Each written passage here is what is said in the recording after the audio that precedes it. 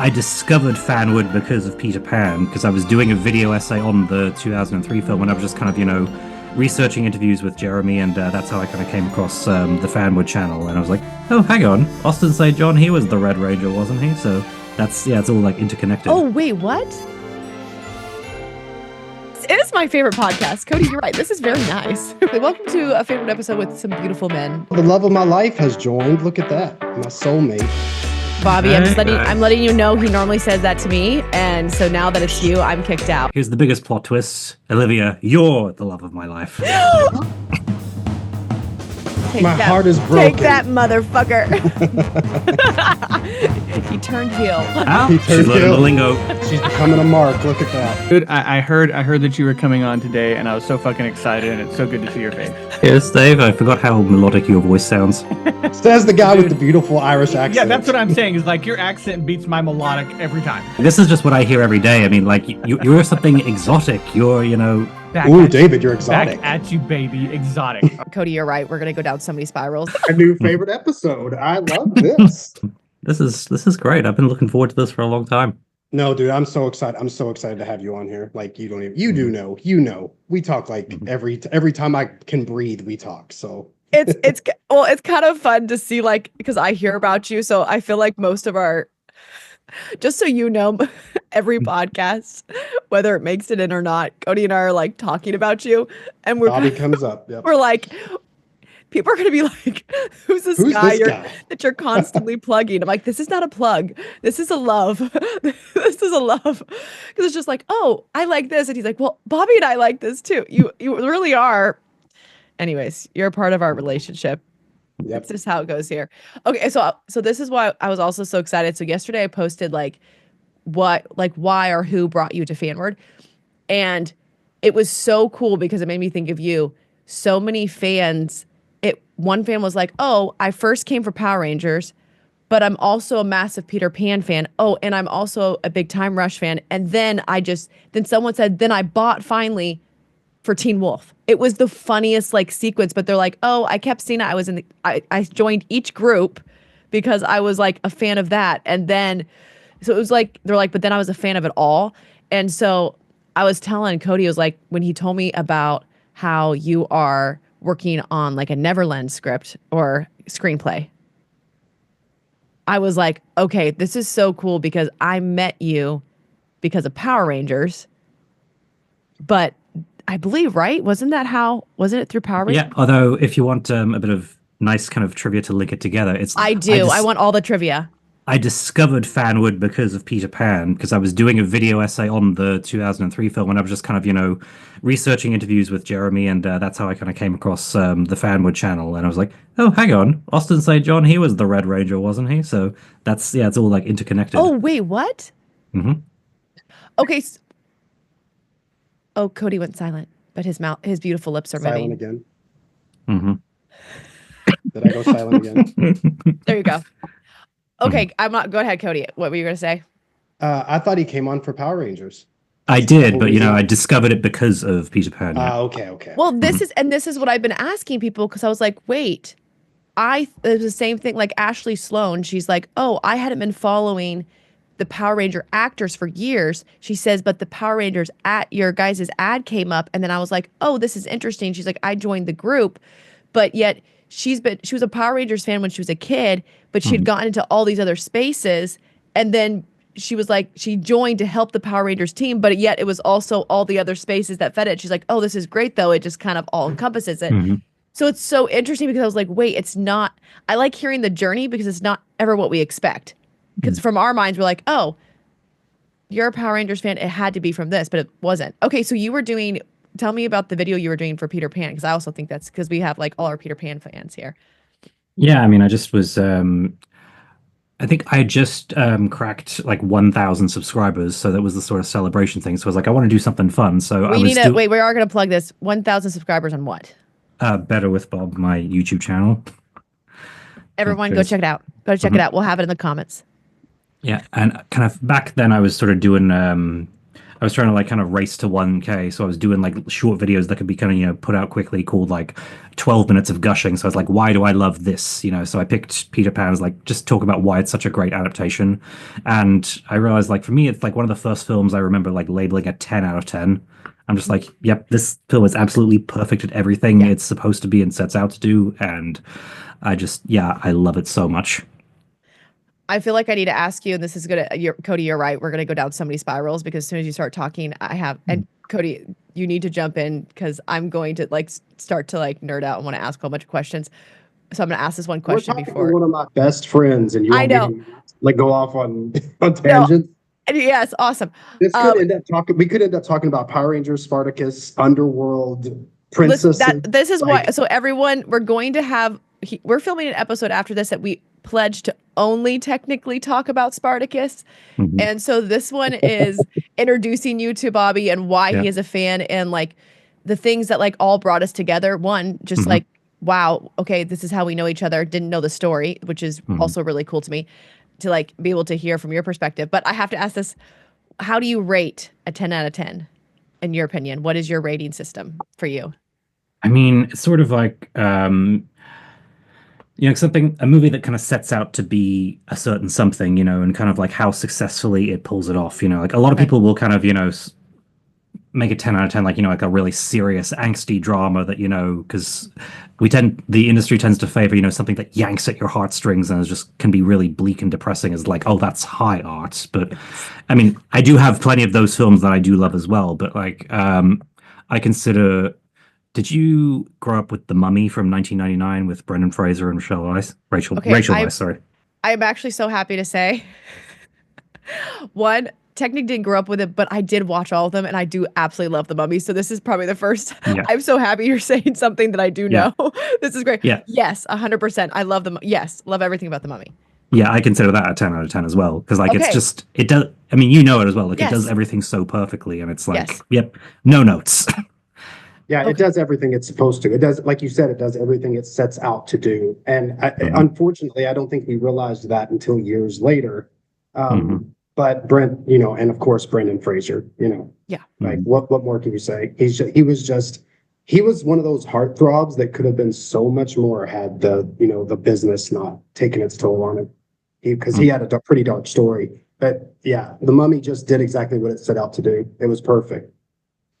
Yeah, and I'm trying to think because like I don't like to put myself in a box where I like to just enjoy any kind of film, like any kind of, genre, like because there's a horror film from 1998 called Dark City that I consider a 10 out of 10. Fantastic movie. See, and I love Rufus Sewell, so he's a fantastic actor. Okay. I'm literally I know I'm going back to this 10 out of 10 because I'm such a like, because I know nothing about like the movie space or how someone would think like when they watch something.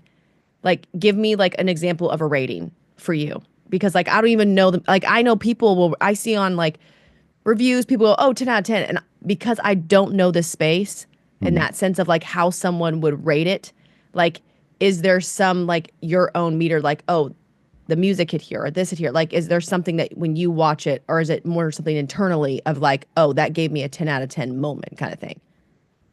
Yeah, I mean, I think I used to be like that, where it's like I'm autistic, I'm obsessed with, lists and percentages. Yes. So I'd kind of like, actually I used to grade films like, okay, like an A on the story or maybe like a B on how the characters are written and like an A+ on the performances. But I think it's generally like, sort of like the vibes because you can't really quantify art. It's like it's sort of about like how it makes you feel. As Cody's gonna geek out.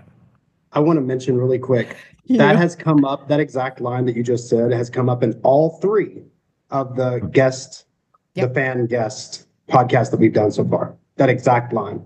Art is subjective and it's up to what you feel, and that's it's come up in every single one we've done so far. So just wanted to put that in real quick.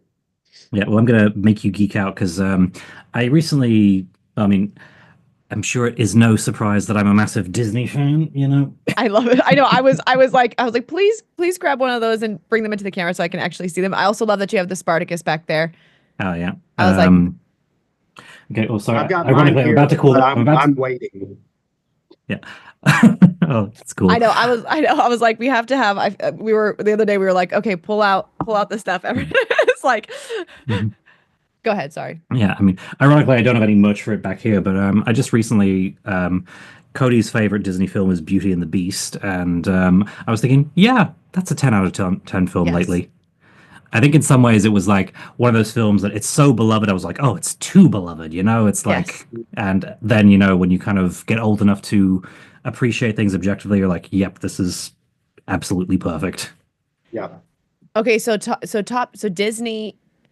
Well, because no, Peter Pan was not. Well, originally it would like so you have the Disney version, then you have the Universal version.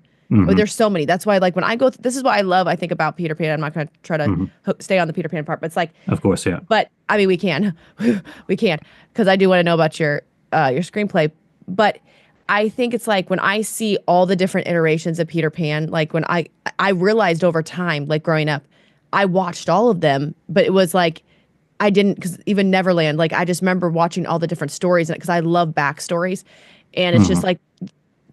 Everything about Peter Pan to me, no matter what angle of Neverland they can take at it, I honestly, I'm just like, I love all the versions because I find something in there that just draws me into the magic of it. And my sister was 2003 hardcore Peter Pan. She had all the posters all over the room, the soundtrack, you know, the music. I mean, the music was just like everything. Oh God, yeah. I'm a music person. So when I hear, and he and I have talked about this, like, I love Twilight, but I love Twilight for the soundtrack. Oh, and then I like Twilight for the books. And then I watched the movie because the books. Then I heard the music, and I was like, okay, now I can watch the movie and also kind of put the book scenes in the movie that were in my head and imagine the movie even that way.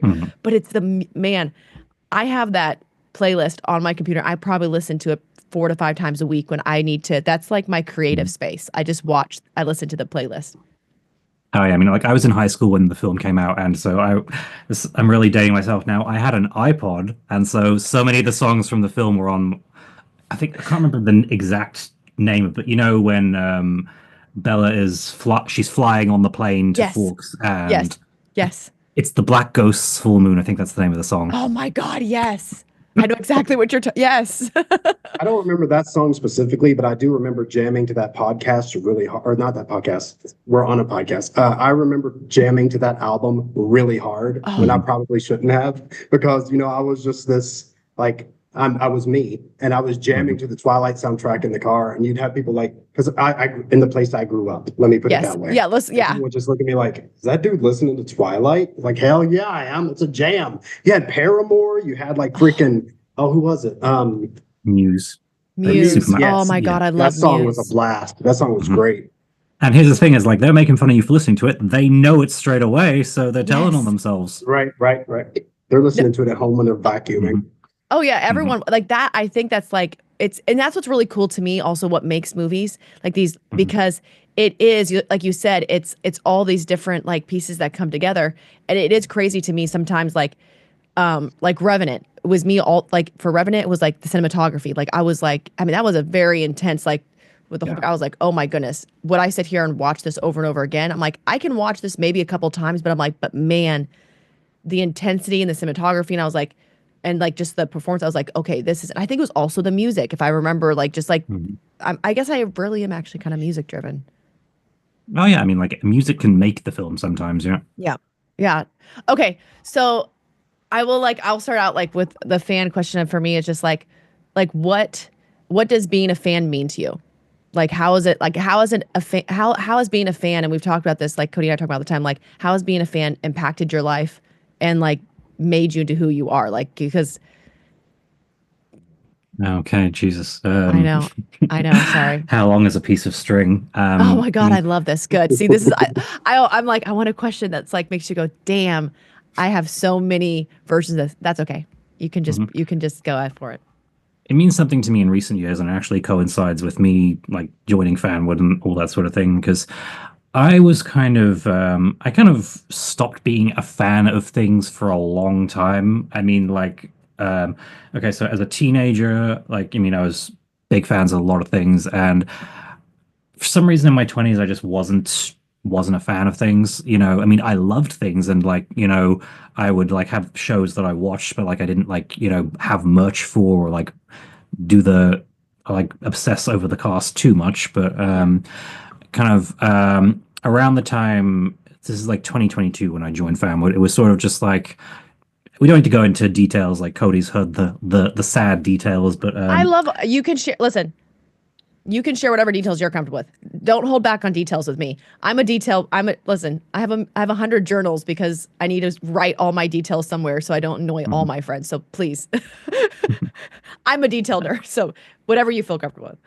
Yeah, I mean, like kind of, well, I mean, obviously going into the pandemic, there was a lot of stuff that kind of, because I used to be a wrestler years ago, and there was a lot of stuff that kind of came up from that past, because in 2020, like, the Me Too movement finally came to pro wrestling, and it was sort of, I'd been out of wrestling for about 5 years at that point, and kind of there was a lot of stuff that was suddenly coming back to me, and I was kind of like, oh God, yeah, like that was fucked up, and and of course the trauma from the pandemic as well, and there was stuff that happened at the end of the year that I was having to deal with at the start of 2021. More stuff happened 2021. I spend months recovering from that. More stuff happened, keeps happening. And it usually is a repeat thing with me kind of being, screwed around by shitty people, or maybe, maybe not, being sensible enough and choosing my friends as I should have. But, so kind of more stuff at the beginning of 2022. And I kind of just sort of broke, and that was also when I started getting help. Who I'll shout out my friend and counselor, Leanna Kersner, who amazing person. Thank God for our counselors. I cannot imagine. Exactly, for me, I will just say this: I'm the same. When, like in my life, when I hit those where I broke, literally just like same, and it was in that moment I was like, I need a counselor. Like I've got to find someone, and quick, kind of thing. It was like I think we hit those moments in our lives, and every time I'm like, anytime someone says my counselor, I'm like, I love my counselor. Like, exactly, yeah. Shout out to all those people in our lives. Go ahead. Oh yeah, and she's a big fan of things like, I mean, she does YouTube videos as well, and her whole background is like full of Marvel and DC and Star Wars stuff. And I remember she didn't say this to me, but like it was in one of her videos. She said that because she went through like the trauma counseling as well, and she said kind of it's sort of about finding ways to soothe the inner child, and she kind of grew up very not necessarily being able to afford, those kinds of toys, or like, to buy all this like specific merch. So part of the healing for her was just going out and just buying as many merch for things that she loved as a kid as possible. Yes. And that's basically what I've spent the last while doing. Especially last year, I became I've always been a Disney fan, but like kind of last year I made my channel like focus very specifically on it. So I have like so much merch for Disney characters, like Pocahontas here is that's like that was one of my like top favorites, hands down. Was Pocahontas. God, yeah. But it was the music. Of course. Like Colors of the Wind is like my favorite show tune of all time. Yeah. And it's 30 years this year. The way that song is animated as well, it's like it's visually it's just visually ridiculous. Like it's crazy. It actually reminds me a lot of Studio Ghibli movies. Of course, the way that particular scene is edited, and we've had an entire podcast about that. Of course, it's very much animated in a very Ghibli. I don't know how else to say it. Like a very colorful, very. It's just beautiful. It's gorgeous. Oh, it's beautiful. Yeah, I think it was. Oh, sorry. Do you want to go on there? No, not at all. I was just as agreeing. Yeah, I think the intent with that was they wanted to kind of go a little differently from the Disney house style, because they wanted to kind of make it.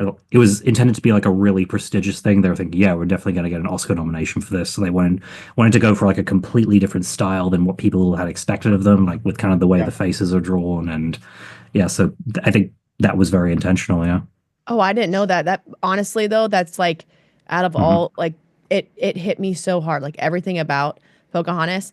And it's kind of funny because which Cody knows my personality, so probably wouldn't be any shock.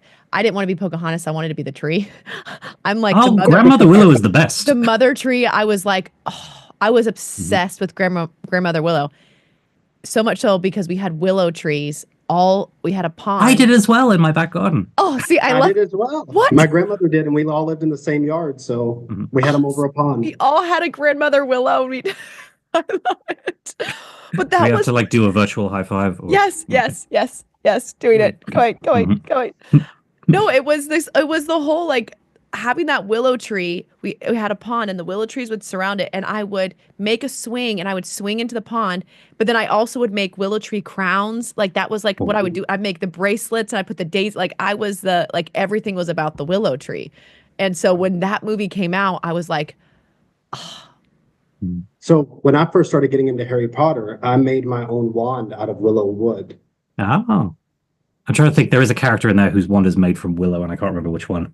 Yeah, it's supposed to be a very powerful wood. So it's supposed to, it has a specific meaning in the Harry Potter universe, but I can't remember what it was. Okay, I'm so sorry. I totally took you. Go ahead. We got derailed, but yes. I want to go back to what you said, that Liana said about buying things for your childhood self. Mm-hmm. So I'm literally 2 feet away from my Dragon Ball shelf. You can't see it, and if I move my camera, I'll mess up my entire very meticulously rigged presentation. But my Dragon Ball shelf is right there. And my entire life when I was growing up, I grew up in the South. So Dragon Ball was like, what's that? You know, I found one toy of Krillin, who was like, you know, a secondary character at a toy store one time. And that was all I found until I was like 16. So for the longest time, I didn't have the ability or, you know, even the option to find Dragon Ball toys. So, and then when I got older, it was like, you know, I didn't have the money for it. And then when I actually started getting a little bit of money, I just splurged because I realized, like in all my other relationships, I had gotten rid of something. I had never gotten something for me. I'd always gotten rid of something for me. I'd always given a part of myself up in every relationship I was ever in. And, you know, they probably did too, but I'm just speaking for me. And then when I got with Liu, she was like, you can do whatever you want. I love you. And I was like, okay, well, that's what love is now. So I went out and I was like, I want this, and this. And I put them all on the glass shelf and they're in my living room. And it's like, and I've got my Resident Evil figures right here, which are also off camera. And I've got, you know, Attack on Titan characters, and I've got Bleach characters. And I've got, you know, books about samurai and all this stuff. I've got a giant Snorlax on my couch. But like, it's like I realized that so much of my life was me telling myself I couldn't have stuff. Then when I got older, it was me telling myself I couldn't afford it. And then I found somebody who said, you can do whatever you want, have whatever you want, be whoever you want. And so I did.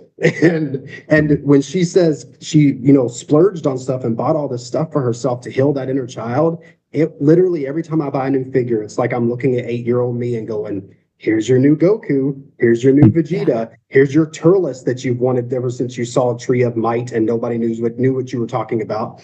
It's like, and that giant Snorlax on my couch, she bought that for me for Christmas. It was like $100. It's like this big. So it's pretty epic. But I completely understand that feeling. And, you know, I'm not even much of a collector. It's just having it. I'm a collector of certain things, but not of that. It's just having it and healing from it. And it's very much healing. Oh, yeah. I agree. So she started talking to you about healing the inner child and how she bought stuff, and then, or how she started gathering things, and then we all got excited from there. Yeah, we started talking about Pocahontas. I mean, yeah, it's relevant. I think it's just, and I was just, so that kind of period of time where I was kind of, you know, not surrounded by people like I used to be, because I was, you know, in the entertainment industry, and that's, I mean, you know yourself, like you're just surrounded by people all the time, so you barely have time to think about anything but what you're working on. And so it was, you know, basically being kind of, it was sort of like rediscovering things that I'd used to love. Like, I mean, for a while, my channel was pretty much all about Charmed, because I used to watch that all the time as a kid, and I was proper obsessed with that. And it was like, it was my full-on gateway to, like, I mean, I always loved fantasy, but it was like fantasy for, you know, adults. Like, it wasn't for kids. So I didn't feel, you know, I mean, I didn't feel, you know, like a kid for watching it. And so I was just going back and, you know, watching it back and realizing just how good it was, and like kind of how well it's holding up. Like, that was definitely like a real big part of the healing process for me. I'm literally trying to hold my breath, because I'm like, anytime you say something, my brain goes, And I'm like, okay, we're gonna have we're just gonna have a series of podcasts. We're gonna have like 36. This is gonna be an issue. I'm like, and I have something to say about fantasy, but I'm gonna try not to keep going down the routes of no, because that's like, and that's what I think is so cool because the journey of being a fan, it's like it's never what we expect, but it's all throughout our life, and this is where I have to thank Cody because this next month I'm gonna actually for the first time create my room where I get to have that fan room and I get to have an excuse because of the podcast. I'm like, yay. But I was like, is there going to be a lot of underworld stuff there? Yes, it is. Yes, she already mentioned it, yeah. So I'm like, but it's going to be a mix of, I'm a huge like plant person. Like I love crystal. Oh, great. Yeah. And like stone. So I'm going to have the walls surrounded in plants and then have like the movie posters in between. I'm also like a huge, like, I love Camelot. I mean, I'm huge into Vikings. I'm like, like that. God, yeah. So that is like those kind of shows, like Gladiator, like those were kind of my first like entry to things. And I absolutely like, I remember, I'm not gonna have Braveheart up there, but all those kind of like, those were like Four Feathers. Like, I know that's like way back, but that was like my first Heath Ledger. And I was just like, I love the war period piece. Anyways. My first Heath Ledger was A Knight's Tale. So. Oh, I love A Knight's Tale. Yeah. Anyways. Knight's Tale was mine as well. I like anything that had to do with knights. I was like, okay, like I've watched every version of King Arthur, any type of like any version that comes out, TV shows. I've tried to do them all, but like having those type of things like on the wall, and it is like you said, it's returning, it's giving yourself something that permission because I never bought that kind of stuff. Like, I would make my own things. Like as a kid, I was constantly sketching, and so I've drawn like a lot of stuff like that, but it was for myself. I've never put stuff up on the wall, but I have this one drawing of this mystical fairy, and it's like a really big drawing I did. And so cool. I'm gonna actually finally like put it up on the wall and frame it, and it's just like, but it's just like this. She's a fairy tree. Like she literally is just like, it probably came from kind of Pocahontas, but she's just like in a bog, and she's like coming out of the bog, and then there's like the smoke and stuff, and she's just half wood and half like fairy. And anyways, but I'm like, I actually have. I mean, you said you were a fan of Vikings, yeah? Yes. I have a plot twist for you. Okay. I was on the last season of it. Wait, what? Yeah, it was filmed over here in Ireland. So I did I think 3 or 4 weeks of background work on it. So we were. Do you have like, your clips? I never actually watched it, but what? Yeah, I think it was. Is this like excuse me? Is this like an actor thing? Because anytime like someone's like, "Oh yeah, I was on this," and I'm like, "Oh, like where are the clips?" And they're like, "Oh yeah, I actually didn't watch it. I was just on." I'm like, actually, I think it might be a wrestler thing because a lot of wrestlers don't like to go back and watch their matches. And knowing Bobby. Well, no, I mean, it's more because, I was just an extra in there. So it's like I have like so much footage of myself in other things that I would just, I was so much footage. I was in the battle scenes though. I think I was in the final battle because I remember it was Alexander Ludwig's last day on set. Yes. Like I was there for that, and he gave a big speech kind of at the very end thanking everyone, and I felt I felt weird being there because I'd like joined at the very end, but this was like, this was 2018 and they'd been doing it for years, so it was like it was a real goodbye to everyone on set, but it was fun, so yeah, I got to do battle scenes I honestly I have no desire to be an actor like at all, like nothing, but I'm like, man, if I could do like a Vikings fight scene and it could be man, if I could be a Viking, that would be so cool just to like be able to like actually dress it, and then someone teach me like, okay, you're gonna learn this fight scene and just have it like video, like have it like shot, and then you just get to keep it like I was a Viking somewhere in my past life. I'm honestly, you could pull off the look. I'm doing family history. I'm constantly like going through my family history to be like, was I, because families from like Ireland, like that's like where like I've followed it all the way back. And we did have women warriors in Ireland, kind of. I think there probably weren't that many, but it was like it wasn't seen as unusual for say if there wasn't enough men, they'd let women drive chariots, or they could take up arms and fight if they wanted. Yeah. Listen, happy to serve. I love this guy. I know. I know. I'm like. Well, I mean, I'm tempted to say something very evil now that I told good. Cody I would do. Yeah, because me and Cody talk about Lord of the Rings sometimes as well. And I've said that I think Cody looks a bit like Aragorn or Viggo Oh my Mortensen. God, dude, yes. And I said, like, if he took the glasses and the hat off, he would look identical to him. Do you not like this? I don't think I'm that handsome. Oh my, you do too. Oh, you do. Can I do the double Yeah. door push? Yes. Oh, right. No. Yeah. You're your answer. You are a good-looking guy, Cody He Red. does. He has the elvish skin. Yeah. I haven't decided if I got those glasses, Mark. if he has like this beautiful filter on his camera that we don't know about. You know how they did the back days? They would put the little, Yeah. you know, the little whatever they put around the ring of the camera to give him that like glow.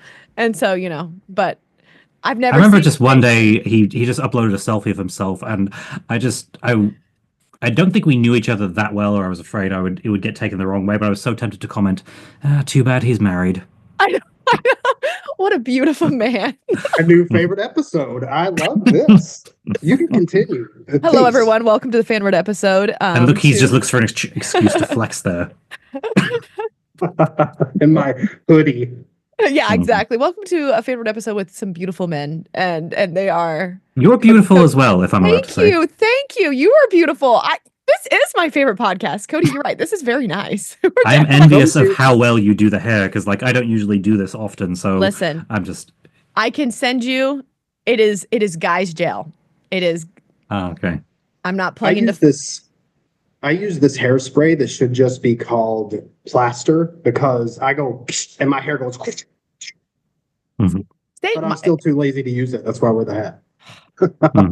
Oh yeah, well there's one film I did. This is around the time I was in Fanwood as well, so it's featuring a lot. I love it. It was a sort of 1960s throwback, and I was playing a character who was dressed in like a James Dean thing for Halloween, and so I had to look up a full YouTube tutorial to get the hair right, and it was like 90 minutes. And on the second day of filming, like I mean, the first day I was getting a lift to set. The second day I had to kind of make my own way there and get the train in the morning, and like I live at the bottom of a very steep hill. Like to get out of my house, you have to go up a hill and then another steep hill all the way to get out of the estate. And then pretty much where I live is hills and slopes.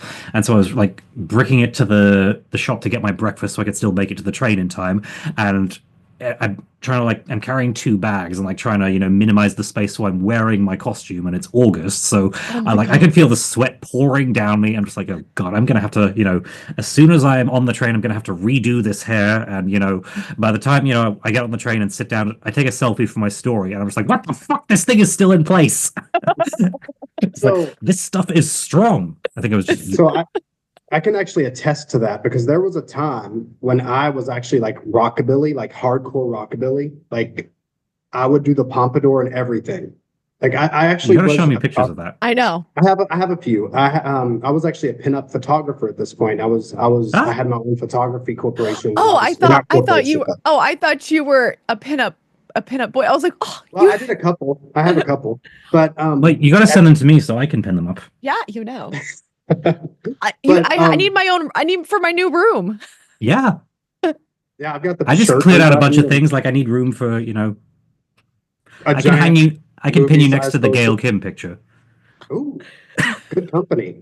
But yeah, those pompadours, man, they take forever and ever. Yeah. Like it's like you're sitting there and you're brushing it up, and you spray it, and you brush it up, and you spray it, and you brush it up, and by the time you're done, your arms hurt. So I can't imagine. Welcome to my life. Well, if women have any muscles, it's literally from just doing their hair. Because I'm like, the amount of times my hair, I'm like, David for the first month did my hair. Okay, that makes much more sense. Because he bought me Guy's product. Because before he finally was like, babe, commit and shave it. Just commit and shave it. And he's like, so he would get all the product. So he's like, you'd have to place to make sure. He's like, when he was like started thinning, he's like, okay, I want to like, so it's Guys Defy. I get it off of Amazon. It is the greatest sticky stuff. And it literally like freezes your hair in place. I do a flip. I like my hair stands up straight for like 2 minutes. I hairspray it, freeze it. So it's up straight in the air. And then I comb it over and hopefully it lasts. But damn, if I hit wind, it is straight up mohawk and it just stays there stuck. So it's like I have photos of like family photos and my hair is literally just straight up and I'm like, damn the wind. But it stays anyways. But yeah, he had to do my hair. I had no idea. I was like, what in the world am I going to do? And he's like, you need to make it big. I'm like, got it. Said everything. If you make it big, then when it falls, it still looks up. Yes. Yeah. See, listen. Yeah. I have so much respect for like all the effort women put with their hair. Cause like I was like kind of getting buzz cuts for the last couple of years. So I just kind of I remember seeing your buzz cuts actually. You do look great in a buzz cut, but you have great hair. Oh, yeah, you have great hair. I think it was like I always get cast as soldiers, so I'm usually having to, like get the crew cut and the military cut. So it was basically just like kind of maintaining that, and I just did not have the energy. So like now that I'm kind of growing it out again, I'm just like, oh God, I have, I can't just, fucking throw a hat on, actually do something with it now. I'm like, listen, I'm going to put out a little call to action to any hair company. This is an example of a perfect commercial without it ever being a commercial. Yeah. So if you want 3 people who love to talk about some hair products, if you would like to sponsor our podcast. Listen to just how good Olivia's vocals are. Like for the first podcast episode, I was like, oh, Olivia is like broadcast news quality. Like, what? Yeah, it's so good. You said the same thing. You sound like a radio host. Okay, that's wild. I literally I think it's you guys that makes me comfortable. It's probably, honestly, I have to give a shout out to Cody. It's all of our Zoom calls that made me comfortable, because when we first started doing Zoom calls with people, I would literally just sweat like constantly. And I'm the same way. Then when we had mentor calls, and the idea, like, that's why I like sit next to David, like, okay, I'll let him do the Zoom call, whatever. And then we started having to do mentor calls where we had to start asking questions. And I would spend hours searching the internet, like with Post-it notes, having like, okay, when is my turn to ask a question? Like, it was just like so much anxiety. Put me one-on-one with someone at a table or whatever, have the camera start going. Complete. Like, it's humiliating how much I sweat. That has like been my self-conscious thing as a kid. I was just like, damn it. If I get nervous, then it's just like, anyways.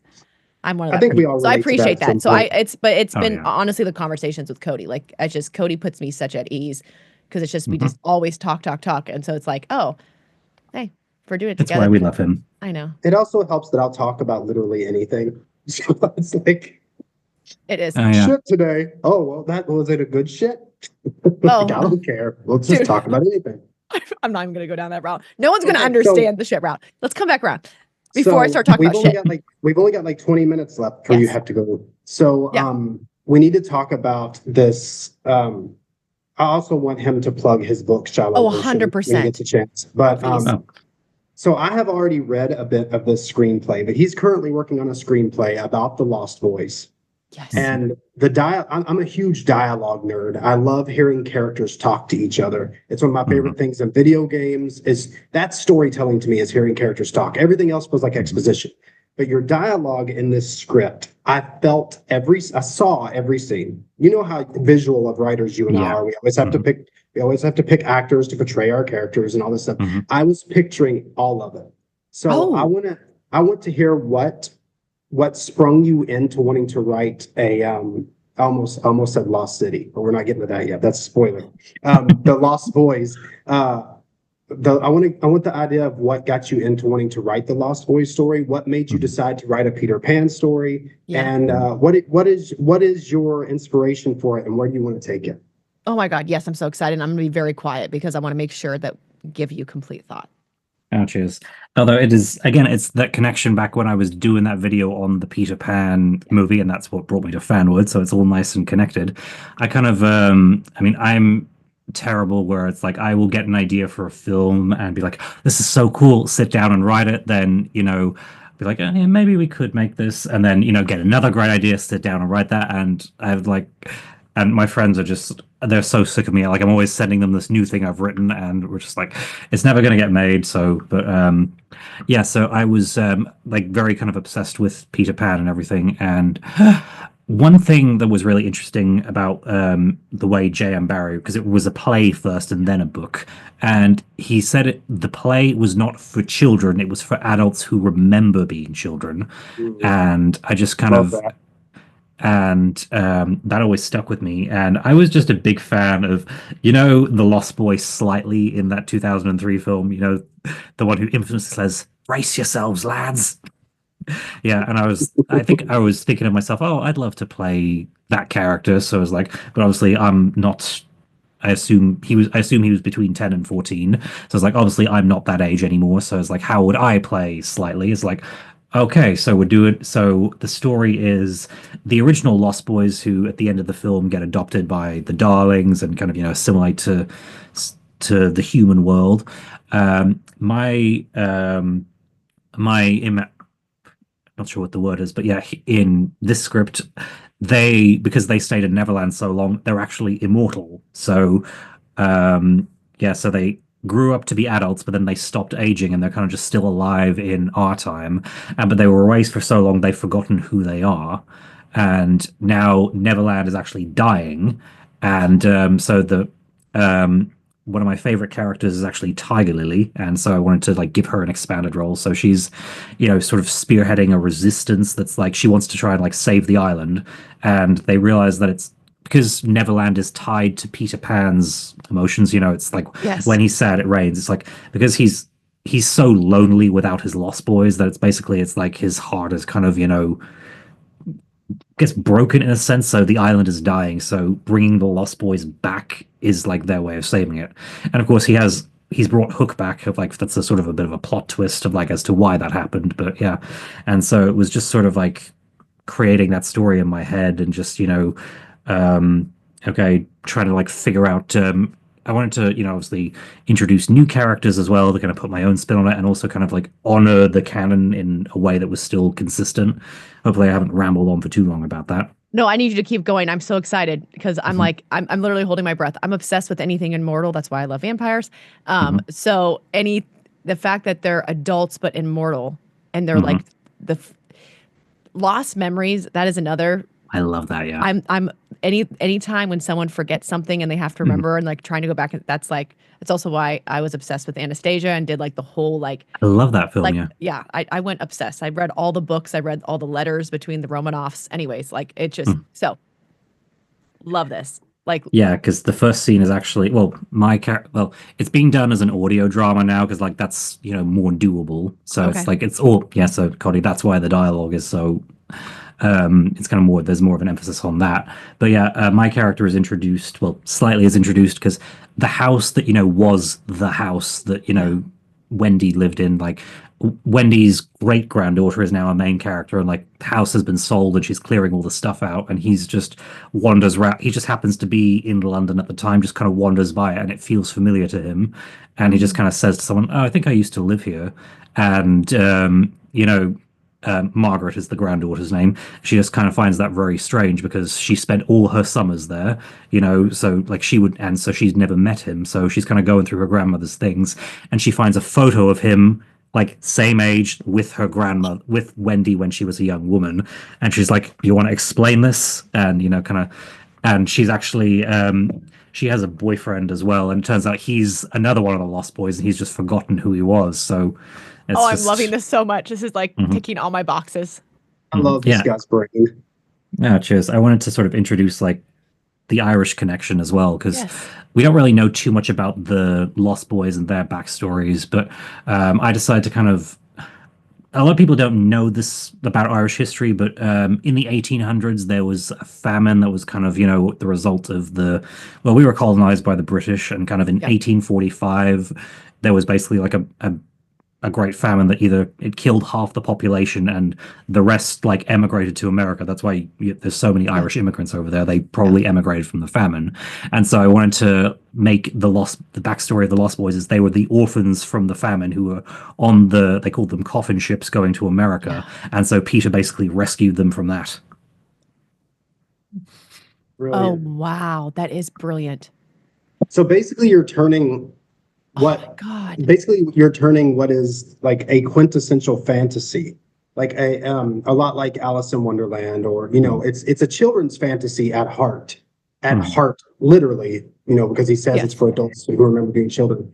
But you're turning it into, in a lot of ways, an epic, because it's transcending times, it's transcending realities, and it's, dude, I just love the fact that the Lost Boys are the central part of it. Yes, Because me too. it kind of makes Peter Pan this mythical figure in a lot of ways. like you don't see him for a while. Like he's kind of Right. sort of.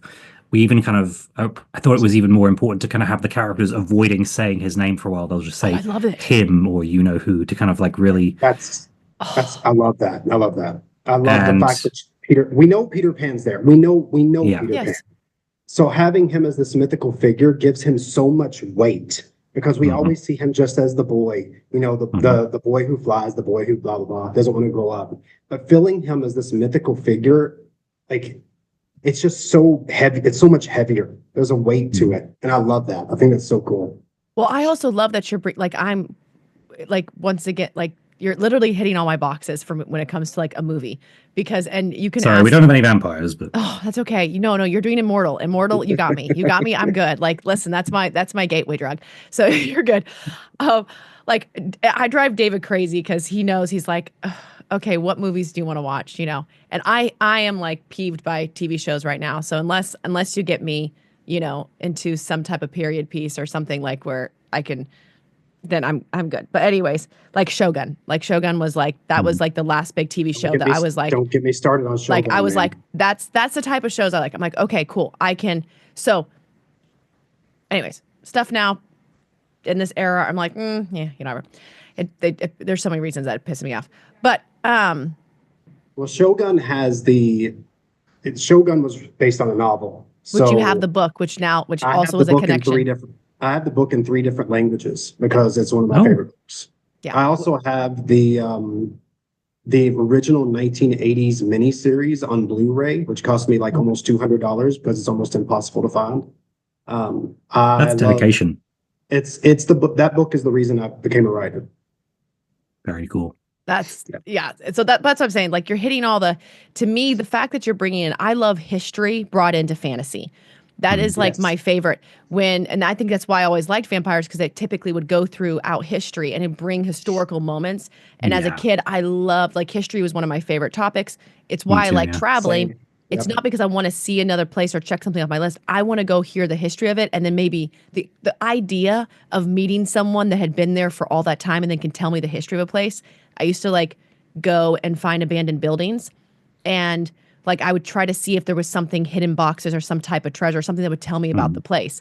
And so I would even go to abandoned houses and make boxes and bury them in the ground and hope that someone would find them someday. So I was like that kid that was like, that is so cool. I love, like, we've got to have another conversation. Anyways, that's what I did when I was in the Ukraine. We found, so during like 1991, when all the regime, everything fell, they had built so many houses. Like, there was this time where the government poured in all this money, and so people started building these mansions.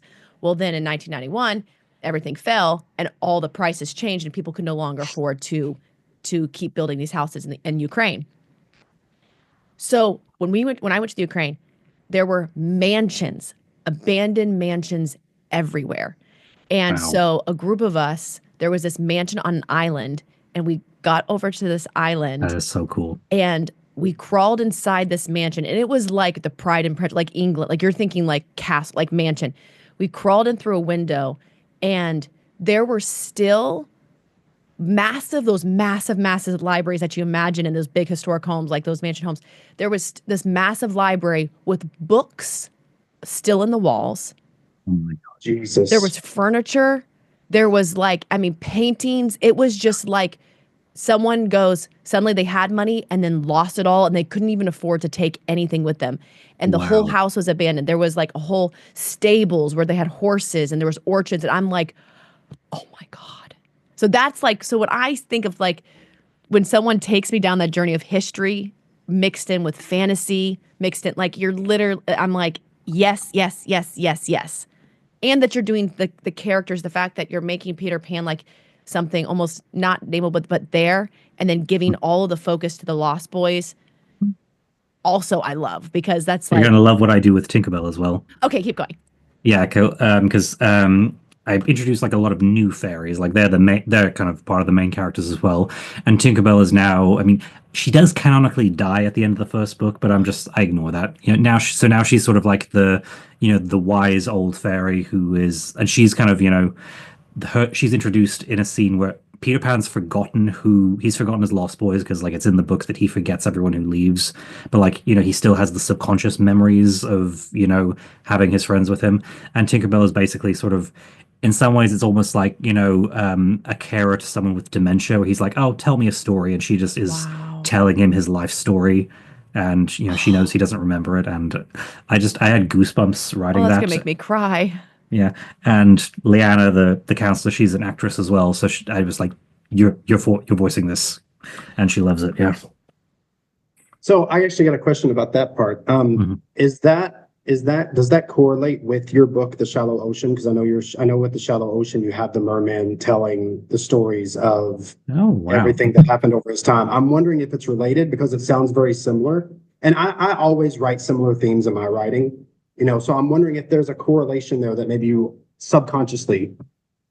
I mean, it wasn't intentional anyway. I think it was the well, I think because for an audio drama, because everything is so dialogue heavy, it was kind of handier to have a narrator kind of to sort of set things up and kind of say, oh, and now we went to this place. Whereas when I'm actually writing screenplays, I'm very much a show don't tell person, so it's sort of but yeah, I do kind of like the idea of like a storyteller and narrators and all that sort of thing. So Well, yeah, that helps you avoid exposition. It helps you avoid Mhm. exposition dumps and all Yeah. of that stuff that you just want to get over with. And Mhm. it makes it more personal and allows you to connect to a character while also Mhm. getting the exposition you need, which Mhm. is, I'm not surprised you're good at. So, Okay, so before we wrap and we'll head into another one, I do want to know, like with your book, like where can people find it and what is it about for It's a anyone who sort of doesn't know? it's sort of fantasy book that is I kind of wrote it sort of like as a children's book, but now realize Okay. it's very much in the same vein as Peter Pan, kind of more like for, you know, Just so I'll just uh, plug it. I'll just put it right here. Go ahead, keep talking. yeah.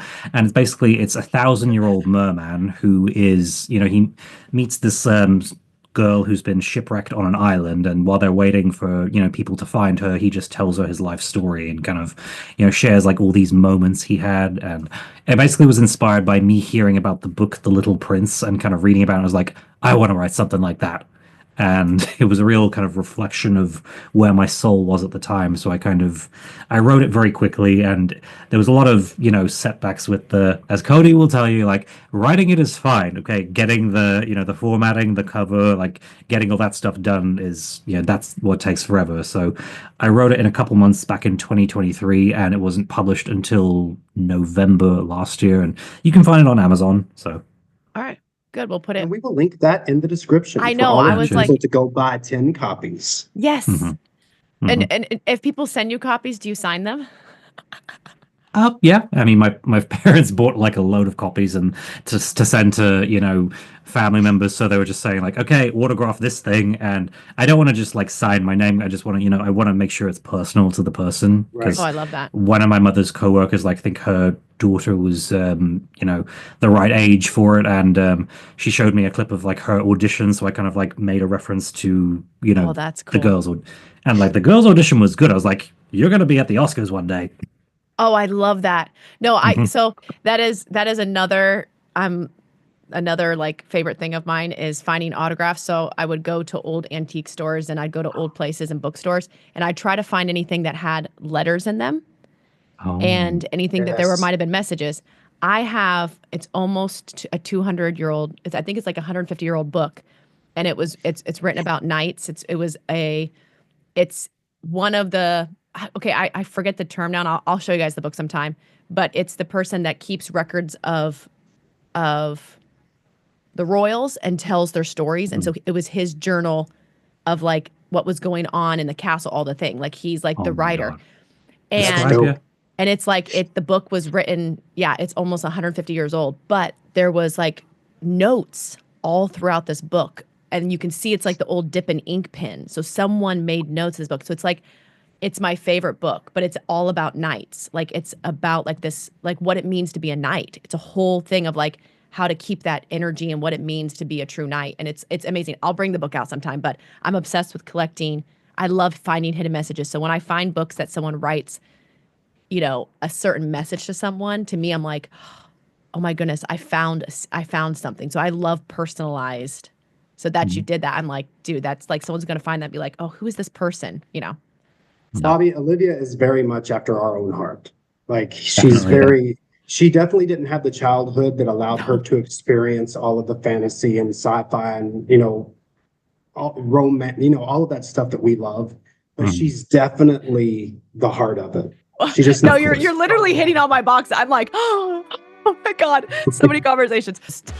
I am thank you. And I'm like, you got all my juices going. I'm like, so all of her juices going. Good job. I know. Bob. As soon as I said that, I was like, you've hit all the right boxes. Okay, you've ticked all the right boxes. What can we say? David, are you listening? Get me some old books and write notes and go hide them places and make me go find them. Anyways, that will do it.